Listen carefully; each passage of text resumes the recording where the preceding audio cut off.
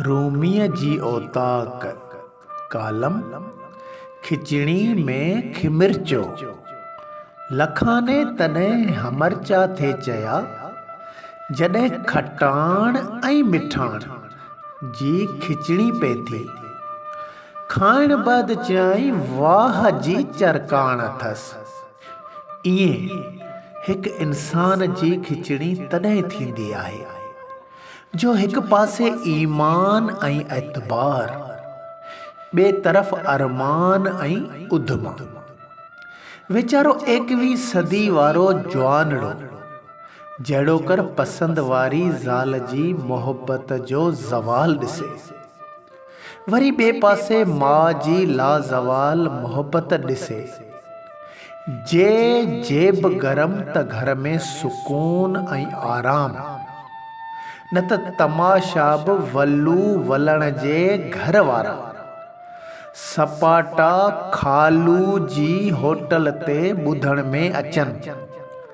पंहिंजे हथनि वारी वरतल चंपल सां बि वॾे शौक़ सां निराड़ मां खिवण जा चमका ॾेई ईअं निकिरे ॼण विॼ थर जे थूहरनि ते किरण बद कड़काट कारूंजर जे जबलनि में टकराव कनि। जॾहिं नई चंपल खालू जी होटल ते अची मेज़ ते लथी त खालू सुञाणे वियो, हिकु तरफ़ रोए पियो त वरी ॿिए तरफ़ खिले पियो ऐं सोचे पियो वठण वक़्तु आउं बि गॾु हुअसि।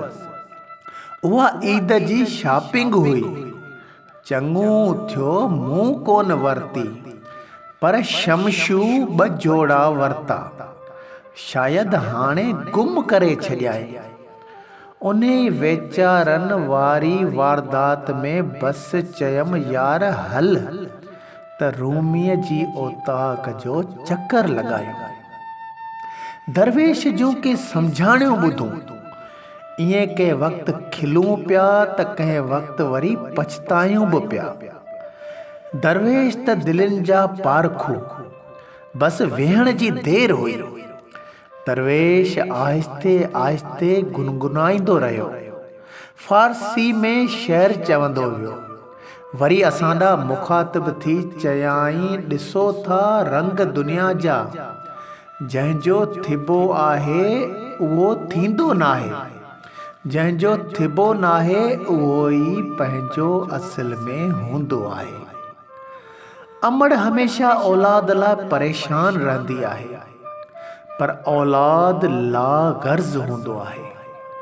माउ जी मोहब्बत खे कॾहिं बि ज़वाल नाहे ईंदो, भले कहिड़ा हाल कहिड़ा लम्हा अचनि, पर ज़ाल जी मोहब्बत खे सिवाइ कंहिं बि वक़्तु ज़वाल दरपेश अची सघे थो। ईअं न्याणी उहो मेवो आहे जॾहिं घर जे वण में पची रास थींदो आहे त छिनियो वेंदो आहे। ईअं भेणियूं वीचारणियूं सभिनी नाहमवारियुनि ऐं नामुनासिब वर्ताव जे बावजूद भर में भर झलियो दुआऊं घुरंदियूं आहिनि। बसि दरवेश जूं गुजारतूं ॿुधण बैदि कननि तां ताक चढ़ियल लही विया। सोचियोसूं वाक़ई इंसान वीचारो लाग़र्ज़ ऐं लालची सां गॾु कमज़ोर बि आहे। कॾहिं न चाहींदे बि हालातनि जे साम्हूं गोॾा खोड़ियो छॾे। हिकु दीवार खे बचाइण लाइ ॿी दीवार ढाहिणी पवंदी आहे। बसि पोइ पछताओ क़बर ताईं पीछो कोन छॾींदो आहे। तॾहिं त चरकाण थी वई आहे। हिन वक़्तु ज़िंदगी न मिठाण जी मिठास थी लभे, न वरी खटाण जी खटाई। मतिलब त खटियूं मिठियूं सभु गॾु रेढ़ा रेढ़ लॻी पई आहे।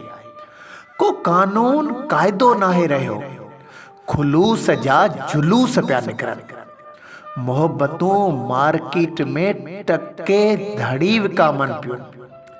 बसि चपनि जी पैकिंग में अंदर कारो कांव जहिड़ो नांग नफ़रत जो फण कढियो वेठो हुजे।